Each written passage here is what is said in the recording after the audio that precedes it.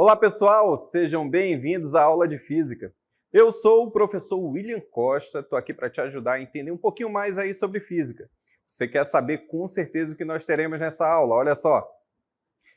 Objeto de conhecimento da aula 4 é vulnerabilidade da juventude, puberdade, automedicação e uso excessivo de medicamentos, vacinas. Detalhamento, ótica, princípios da propagação da luz. Bom, com certeza você ficou curioso. Então, vem com a gente.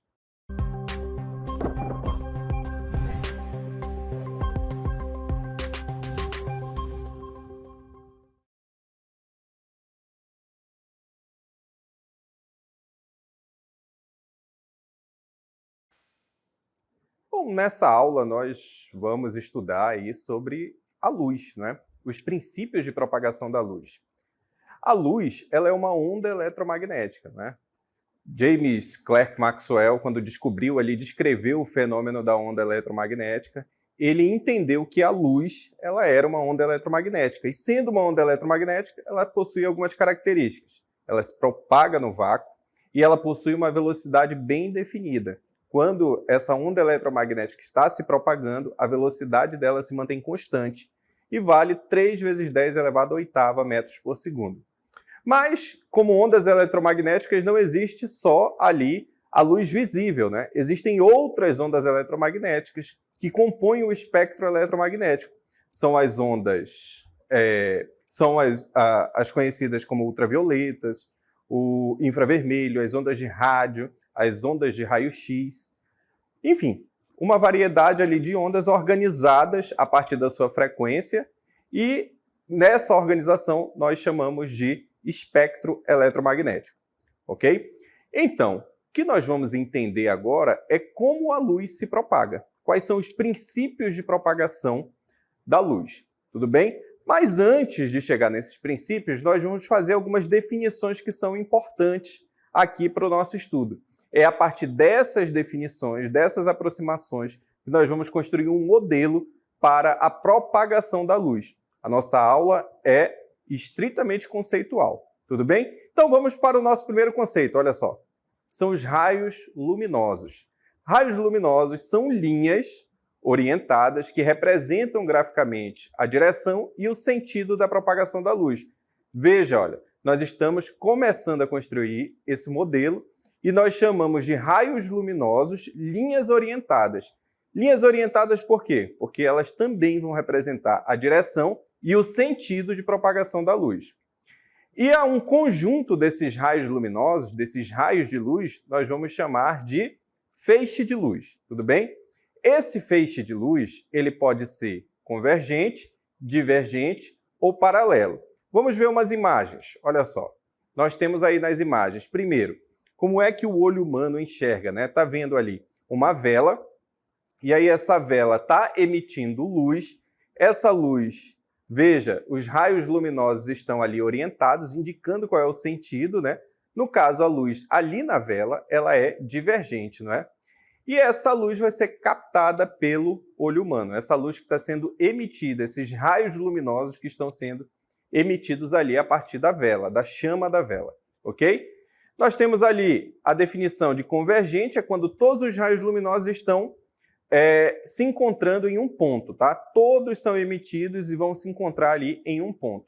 E nós temos os raios divergentes, que é quando eles se espalham a partir de um ponto, como, por exemplo, a vela da imagem anterior. E nós temos os raios que são paralelos, veja, nenhum feixe luminoso ali se encontra, tá certo? Nas imagens de baixo, a gente pode ver lentes que fazem esse papel de convergente e divergente. Veja que na primeira nós temos o feixe de luz sendo espalhado, logo, essa lente é uma lente divergente. E na segunda lente aí nós temos uma lente convergente, porque quando os feixes passaram ali através da lente, eles convergiram para um ponto, tudo bem? Então veja só, nós definimos aí o que são raios luminosos e o que é um feixe de luz, ok? Raios luminosos são aqueles, olha só, raios luminosos são aqueles que orientam, né? São aqueles que orientam ali o sentido da luz, tudo bem? E o feixe de luz é o conjunto desses raios luminosos. Tudo bem? Bom, temos aí também a definição de corpos luminosos e corpos iluminados. Veja, corpos luminosos são aqueles que emitem a luz que produzem. E os corpos iluminados são aqueles que reenviam ao espaço a luz que recebem. Então, vem aqui comigo, olha só. Nos corpos luminosos, o que nós temos? Nós temos corpos que emitem luz, tá certo? Como, por exemplo, o Sol. O Sol, ele está lá fazendo transformações no seu núcleo, que faz com que ele emita radiação eletromagnética, tudo bem? Emita luz. Esses corpos são os luminosos, são aqueles que emitem a luz que eles produzem. Por exemplo, a chama ali na vela, ela também é um corpo luminoso, tudo bem? Porque ela emite a luz que ela produz. E nós temos também os corpos iluminados. Esses corpos iluminados são aqueles que reenviam a luz que elas recebem. Então, veja só, o professor que vos fala aqui, ele está recebendo luz a partir de uma fonte de luz. Quando essa luz incide no professor, o que acontece? Ela é reenviada, tá certo? Acontece a reflexão dessa luz, que faz com que você enxergue o professor que vos fala. Beleza? Então, essa é a diferença entre corpos luminosos e corpos iluminados. As estrelas são corpos luminosos. O Sol é uma estrela, por isso é um corpo luminoso. Beleza? Os corpos iluminados são aqueles que recebem a luz, mas eles refletem a luz para o espaço. Ok? Bom, mas nós temos ainda algumas coisas a partir daí, olha só. Os corpos luminosos e iluminados, eles constituem fontes de luz, tá certo? Fontes de luz. As fontes de luz, elas podem ser primárias ou secundárias. Quais são as fontes primárias? São os corpos luminosos. E as secundárias são os corpos iluminados. Primárias, já diz tudo, não é? Vem de primeiro, então os corpos luminosos são as fontes primárias. As secundárias, vêm de segundo, são os corpos iluminados. Por quê? Porque eles precisam da luz para poder, que a luz incida nesses corpos para poder reenviar esses raios para o espaço, ok? Então, fizemos aí essa distinção. Mas a luz, ela ainda pode se classificar de duas formas, olha só. A luz, ela pode ser monocromática ou policromática. Ela é monocromática quando ela tem só uma cor. E ela é policromática quando ela é o resultado da superposição de cores diferentes, como, por exemplo, a luz branca, a luz do Sol. Quando ela passou ali, olha, na nossa imagem, passou pelo prisma, ela se decompôs em várias outras cores, não é? Que é o nosso espectro visível, tudo bem? Então, a luz, ela pode ser monocromática ou policromática. Só lembrando, a luz, nós estamos adotando aqui que a luz é uma onda eletromagnética, tudo bem? Mas cabe aqui também fazer a observação que a luz ela possui um comportamento dual, não é? Ora ela se comporta como onda eletromagnética e ora ela se comporta como partícula, não é? E essas partículas nós chamamos de fótons, tudo bem? Só que veja bem, essa luz, ela vai ser emitida em algum meio, tá certo? Então a gente já percebeu que quando a luz é emitida no meio, alguns meios parecem transparentes, não é? A luz atravessa aquele meio. Mas só que tem outros meios que a luz fica meio borrada, não é? E outros ainda que a luz nem consegue ultrapassar. Esses meios a gente pode classificar em três, tá certo? A partir do estudo aqui da nossa ciência física, no nosso modelo nós vamos classificar aqui os meios em três, olha só. Os meios onde a luz vai atravessar, eles podem ser transparentes, translúcidos ou opacos. Transparentes, tá aí a definição, olha. Os objetos são vistos com nitidez. Os translúcidos são aqueles em que os objetos são observados com menor nitidez. E os opacos não permitem a visualização dos objetos. Professor, eu quero visualizar tudo isso, olha só. Temos aí, olha, vidro transparente, o vidro, olha. O que acontece aí? Através do vidro a gente consegue ver o vaso de flores que está atrás do vidro, não é? Esse é um meio transparente. Os objetos podem ser vistos da maneira como eles são, não é? No translúcido, não. A luz ela não passa completamente pelo meio translúcido. Alguns raios de luz vão ficar presos ali dentro, por isso que não permite com que eu enxergue com certa nitidez o vaso de flores lá atrás. E nós temos também o meio opaco, que eu não enxergo o vaso de flores. Tem o vaso de flores lá atrás, olha, mas a gente não consegue enxergar. Veja como é que se comporta os raios luminosos aí, olha. na figura de baixo. Você está vendo transparente, os raios luminosos passam completamente. No translúcido, alguns passam, outros não passam, outros passam, mas tem um desvio. Assim acontece no translúcido. E no opaco, eles não passam de jeito nenhum. Mas, professor, por que que isso acontece? Por que que exatamente a luz visível ela consegue ultrapassar ali o meio que é transparente? Isso depende tanto da frequência da luz, tá certo? Que está sendo emitida, quanto a frequência dos elétrons que compõem ali, a frequência normal dos elétrons que compõem o material. Vamos pensar aqui no vidro. Olha só, a luz atravessou completamente, aquele meio é transparente. Ele é transparente à luz visível, tá certo? O que que acontece quando a luz visível passa ali? Para ficar mais fácil de entender, a gente pode fazer uma aproximação. Que aproximação é essa? Quando eu pego, por exemplo, um modelo em que o átomo ele possui um núcleo e os elétrons estão presos por molas ali àquele núcleo, tá certo? Esse vai ser um modelo de aproximação, não é assim, não tem uma mola lá no átomo prendendo os elétrons, né? Os elétrons eles estão em órbitas. Mas vamos pensar esse modelo, porque esse modelo fica bem simples para você entender. Olha só, tem um núcleo e tem um elétron ali ligado a esse núcleo por uma mola. Quando eu incido uma certa luz com uma certa frequência, o que vai acontecer?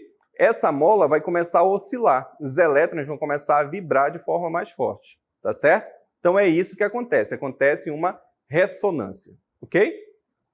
Então vamos pensar o seguinte, olha, a luz incidiu ali no meio transparente, aí o que aconteceu? Os elétrons começaram a se agitar, mas numa amplitude que não é tão grande, tá certo?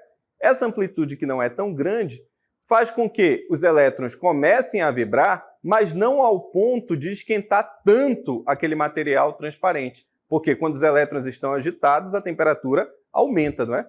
E aí o que acontece? Esses elétrons eles começam a oscilar e eles reemitem a energia que foi transferida para eles, tá certo? Então é isso que acontece ali no meio transparente. Agora, isso não aconteceria no vidro, por exemplo, no caso de uma luz, de uma onda eletromagnética, ali na faixa do ultravioleta. O que acontece quando uma luz ultravioleta incide ali no meio transparente? Quando ela incide no meio transparente, vai fazer com que os elétrons vibrem muito, numa amplitude muito grande. Isso vai aumentar a temperatura do objeto, não é? Porque, afinal, os elétrons estão vibrando numa amplitude muito grande, aumenta-se a temperatura, e o que acontece? Esses elétrons começam a se chocar com os elétrons vizinhos, tá certo? Então, a luz, ela acaba ficando, digamos assim, a essa energia que foi transmitida, ela acaba ficando presa ali dentro daquele material que é o vidro, tudo bem? Então, o vidro, ele é transparente mesmo, em relação à luz visível, mas ele não é em relação à luz ultravioleta, tá certo? Então, depende também da frequência, como nós falamos, tanto da luz que é emitida, quanto da frequência normal dos elétrons que constituem um corpo, tá certo? Agora, nos meios opacos ali, a maioria dos meios que nós podemos observar, eles são opacos.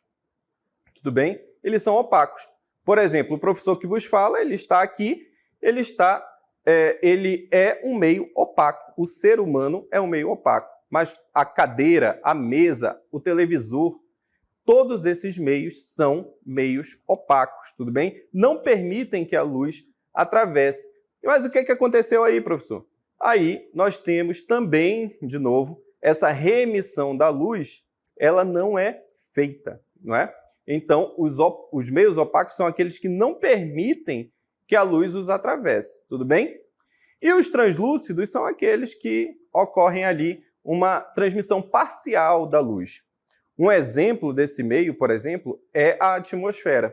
Na atmosfera terrestre aqui, a luz visível, a atmosfera, ela é transparente em relação à luz visível, tudo bem? Mas ela não é, por exemplo, transparente, ela é opaca em relação a uma luz ultravioleta de alta frequência.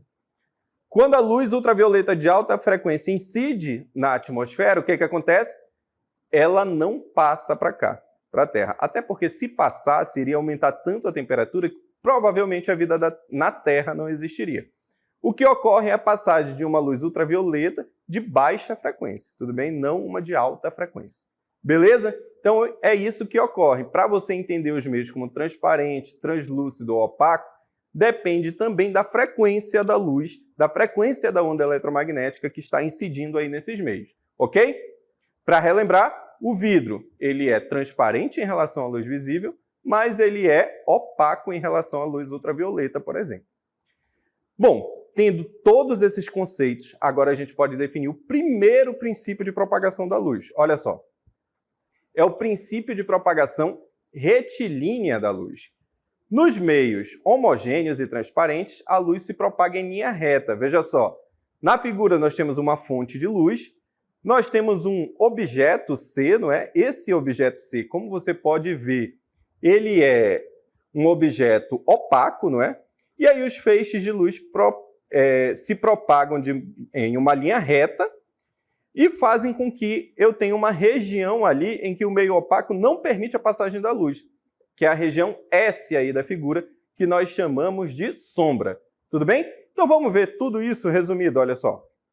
Considere uma fonte de luz extensa AB, os raios de luz provenientes da fonte e que tangenciam o corpo opaco C determinam no espaço, além de ser duas regiões. Olha só, a região de sombra, que é aquela que nós vimos, que é a região S, e outra região, que é a região de penumbra. A região de sombra, como você pode ver aí, olha, ela não recebe luz da fonte de luz, tá certo? E a região de penumbra, ela recebe só alguns raios de luz, ela não recebe tudo do raio de luz. E aí nós chamamos de penumbra. Olha só uma figura que representa bem essas duas regiões. Nós temos ali a região de sombra, que é a região mais escura, e uma região não tão escura, que nós chamamos de penumbra, tá certo? Essa região de sombra também é conhecido como umbra, tudo bem? Então, voltando aqui para recapitular, nós temos o princípio de propagação retilínea da luz. O que ele nos diz? Que a luz ela se propaga em uma linha reta, tudo bem? A luz ela se propaga em uma linha reta. Esse princípio ele consegue explicar um fenômeno que é muito importante, tá certo? Para a astronomia, que é os eclipses, que são os eclipses, tudo bem? Nós vamos ver primeiro o eclipse solar, olha só.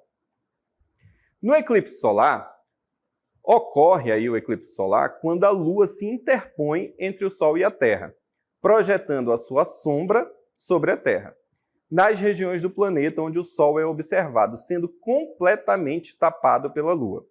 Ocorre o chamado eclipse solar total. Tais regiões encontram-se na posição da sombra da Lua. Nos lugares onde o Sol não fica completamente encoberto pela Lua, ocorre o eclipse solar parcial. Então, veja bem, na região de sombra está ocorrendo aí o eclipse solar total, e na região de penumbra, olha, nos lugares onde o Sol não fica completamente encoberto pela Lua, ocorre o eclipse solar parcial. Na região de penumbra, ocorreu o eclipse solar parcial, beleza? Correspondendo às regiões de penumbra da Lua. Caso a órbita da Lua ao redor da Terra fosse alinhada com a órbita da Terra ao redor do Sol. Olha só, o que aconteceria nesse caso, se a órbita da Lua ao redor da Terra fosse alinhada com a órbita da Terra ao redor do Sol? Sempre teríamos um eclipse solar durante a fase de Lua nova, tudo bem? Só que essas duas órbitas, elas não são alinhadas, né? Elas não se encontram, tudo bem? Mas se elas se encontrassem, se elas fossem a mesma, o que nós teríamos? Eclipse solar durante a fase da Lua nova. Vamos ver agora aqui, olha, uma animação do eclipse solar, onde eu tenho a posição aí do Sol, da Lua e da Terra. Veja que a Lua está se movimentando ali, não é? E fazendo uma região de sombra ali na Terra, tudo bem?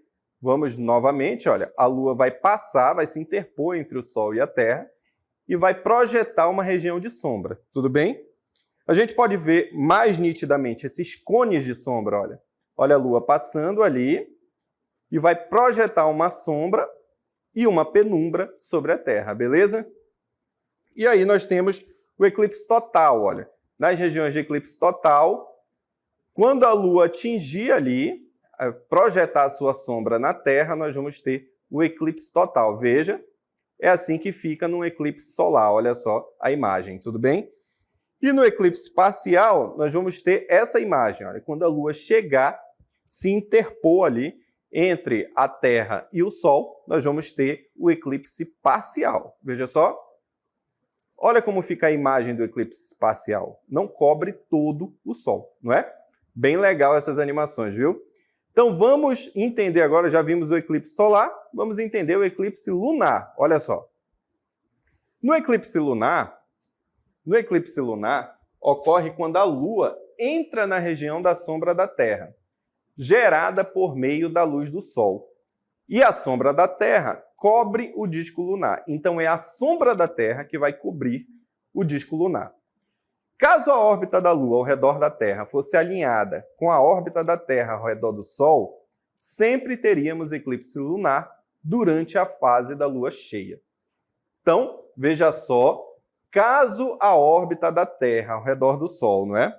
Fosse alinhada com a órbita da... Aliás, caso a órbita da Lua ao redor da Terra fosse alinhada com a órbita do Sol ao redor da Terra, sempre teríamos eclipse lunar durante a fase de Lua cheia. Então, veja, já temos essa diferenciação aí entre o eclipse lunar e o eclipse solar. O eclipse lunar ele ocorreria toda vez que houvesse Lua cheia, caso as órbitas fossem alinhadas, não é?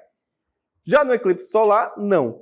Nós teríamos somente no caso de lua nova, né? Sempre que houvesse lua nova, caso as órbitas fossem alinhadas.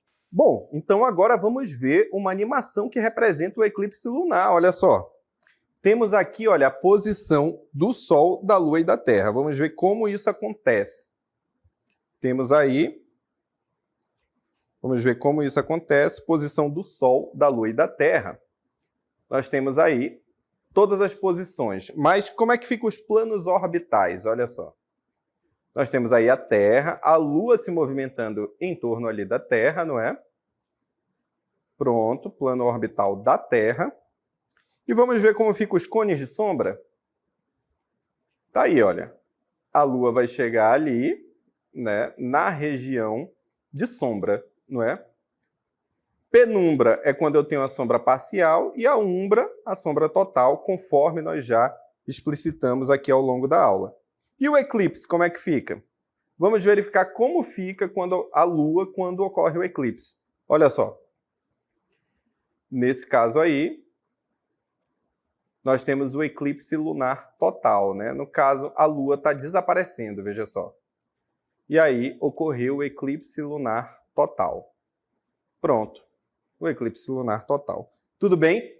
Bom, pessoal, esse fenômeno dos eclipses, eles são explicados pelo princípio de propagação retilínea da luz.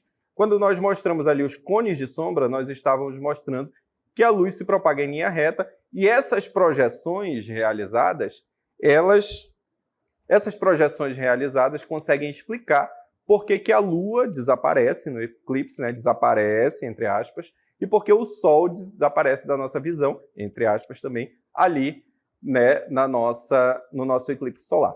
Beleza? Só que nós não temos só esse princípio, nós temos mais um princípio, olha só. O princípio da reversibilidade dos raios de luz. Então nós temos aí, olha, o que diz esse princípio? A trajetória seguida pela luz independe do sentido de propagação da luz. Então veja que a luz partiu ali do ponto A, incidiu ali no objeto C, ali no ponto B, quer dizer, e depois ele se propaga até o ponto C.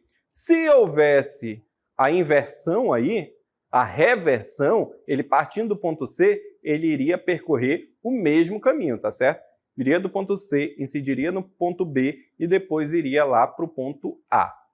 Outro princípio que a gente tem para completar é o princípio da independência dos raios de luz, que é quando os raios de luz se cruzam. Cada um deles segue seu trajeto como se os outros não existissem. Tudo bem? Então, nós estamos aí vendo várias fontes de luz sendo emitidas. Veja que um passa pelo outro, olha. Um passa pelo outro lá na figura, um passa pelo outro, e não parece que há uma interferência entre eles, não é? Cada um segue o seu caminho, tá certo? Esse é o princípio da independência dos raios de luz. Quando eles se cruzam, cada um deles segue o seu trajeto como se os outros não existissem. Beleza? Então, vimos três princípios aqui, três princípios de propagação da luz. o princípio de propagação retilínea da luz, a luz propaga através de uma reta, tá certo? O princípio de reversibilidade dos raios luminosos, tá certo? Se o feixe de luz fez um caminho, se ele quisesse voltar, digamos assim, ele viria pelo mesmo caminho também, tá certo? É reversível aí essa trajetória, ok? E vimos também o princípio da independência dos raios luminosos, tá certo? Quando eles se cruzam, eles não sofrem interferência um do outro, eles continuam se propagando como se o outro não existisse, beleza? Esses são os princípios de propagação da luz. Eu trouxe um exemplo para vocês, para a gente pensar um pouquinho, olha só.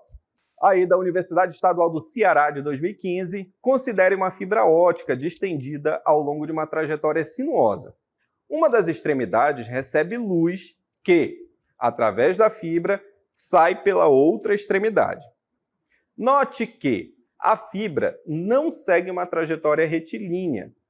Essa, aparentemente, violação dos conceitos de ótica geométrica a respeito da propagação retilínea da luz pode ser explicada da seguinte forma.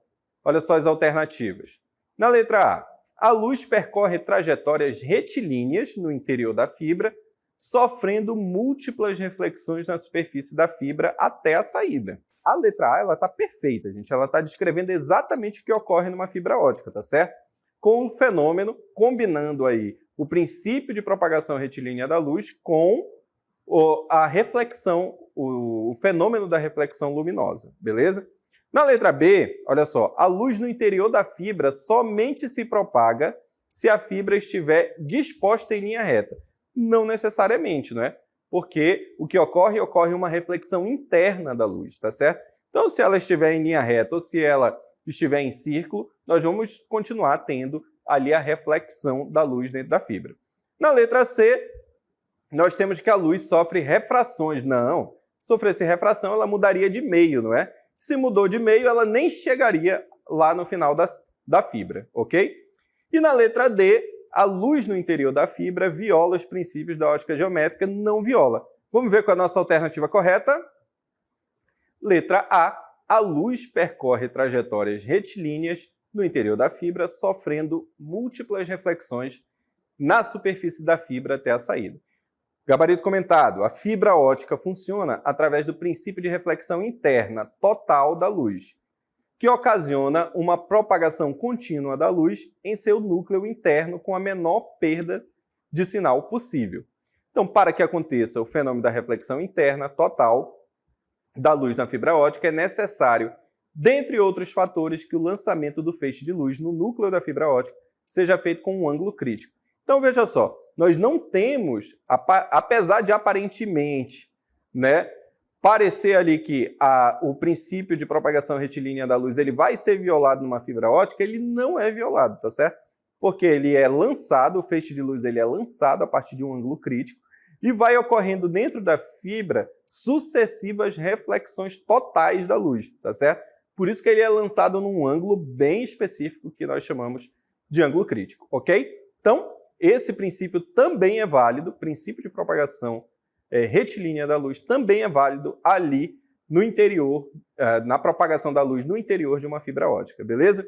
Bom, eu espero que vocês tenham gostado de todas as informações de hoje e nós nos encontramos numa próxima. Tchau, pessoal!